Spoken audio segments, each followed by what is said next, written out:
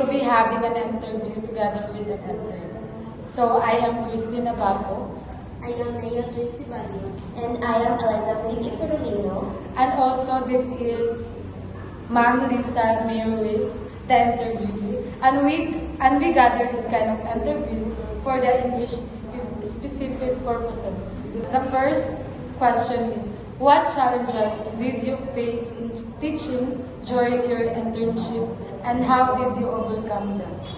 The challenges that I have experienced during my teaching internship is the students have different proficiency level. There are students who cannot easily comprehend the lesson, and there are also students who are already proficient in English. So that is why I always make sure to have differentiated activity to them. And with that, I was able to become an effective teacher and also imply my knowledge to them easily. Second question is, how did you assess the language needs of your students during the internship? And how did you tailor your instruction to meet their needs? I have done diagnostic tests and classroom observation, because that is the time that I have realized that they are really, or they cannot really comprehend the language really well. And they are more proficient when it comes to Filipino language. So I always make sure to use Filipino language and of course Bisaya. I mix those languages so that they can easily understand my lesson. And after that, I also make sure to have different activities to them, such as for those students who are not good in comprehending the language, I use vocabulary drill. And I group the students who are also really good in English, who are already proficient in English, by having or by providing them a debate activity. By that, it will challenge them. It will also harness their skills in speaking the language and, of course, to be more confident in speaking it. Okay, next question, ma'am. How did your ESP or English for specific purposes coursework prepare your teaching internship? And what specific skills or knowledge did you apply in the classroom?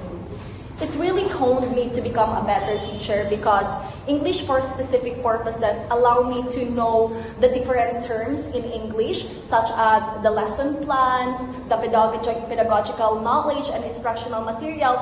So it is easy for me to elaborate my topic really well, because I already know the English language, and I also know the grammar towards it. So by having this English for teaching, by knowing those things, I can easily acquire skills, and of course, I can be a better teacher because of English for specific purposes. So it really helps me a lot to become an effective teacher.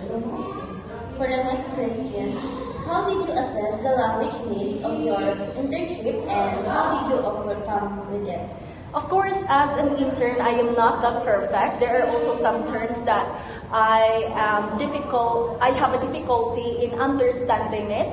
However, because of the support and guidance of my cooperating teacher, which is Ma'am Ruby Tanha, I was able to overcome those things and become more confident when speaking in front, and of course, when delivering my knowledge or my insights to my students. For the last question, how was your teaching experience during your internship? It was fun, exciting, and I also felt ecstatic. So that because I've always been dreaming to become a teacher someday. So I am really a passionate educator. So during my internship, it allows me to spread my wings and, of course, be an inspiration to every student out there.